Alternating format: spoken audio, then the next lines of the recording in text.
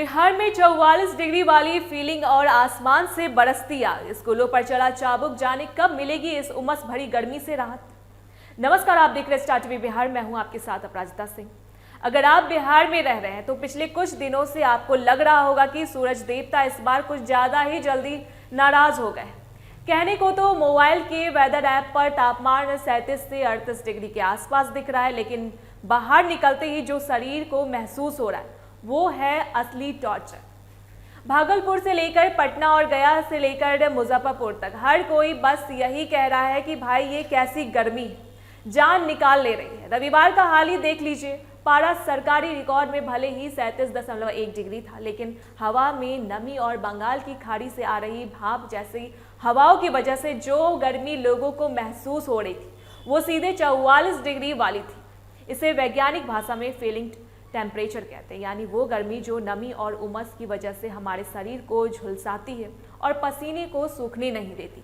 हालत ये है कि अब सिर्फ दिन ही नहीं बल्कि बिहार की रातें भी उबल रही है। आमतौर पर रात में थोड़ी ठंडक मिलती है, लेकिन इस बार न्यूनतम तापमान भी सामान्य से 2 से 3 डिग्री ऊपर चला गया है। इसका मतलब ये है कि रात के वक्त भी लोगों को चैन की नींद नहीं आ रही है और उमस ने कूलर पंखों की हवा को भी बेअसर कर दिया है।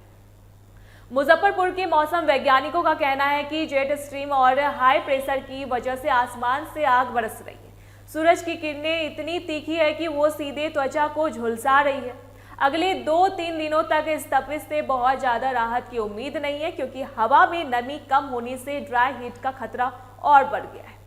इस भीषण गर्मी और जानलेवा तपिश को देखते हुए प्रशासन ने बच्चों की सेहत का ख्याल रखते हुए एक बहुत बड़ा कदम उठाया है। पटना के डीएम डॉक्टर त्यागराजन एसएम ने रविवार को ही सख्त आदेश जारी कर दिया है कि जिले के सभी सरकारी और प्राइवेट स्कूल, साथ ही सभी आंगनबाड़ी केंद्र अब दिन में 11 बजे के बाद नहीं चलेंगे।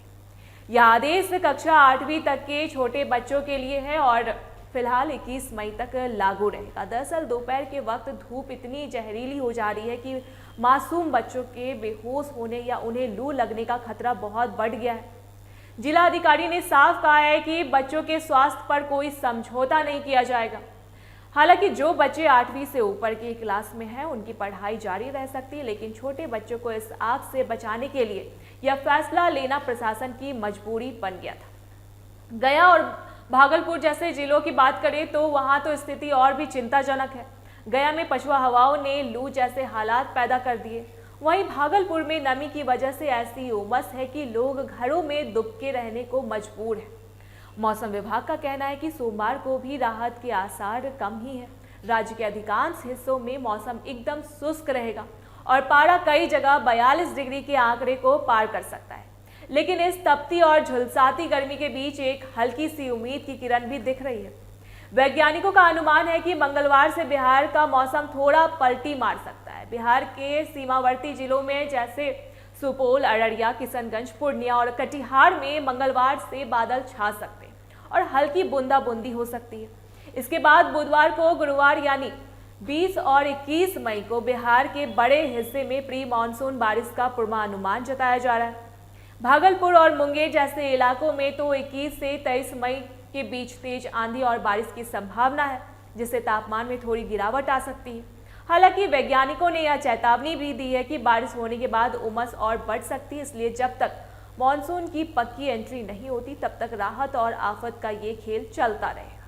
इस कठिन समय में हम सभी को सावधान रहने की जरूरत है। दोपहर 12 बजे से शाम 4 बजे तक बेवजह बाहर निकलने से बचें। अगर निकलना जरूरी है तो सिर ढककर रखें और पानी और ORS का घोल साथ रखें। हमारे किसान भाइयों को भी सलाह है कि वे खेतों में काम सुबह जल्दी या शाम को ही करें।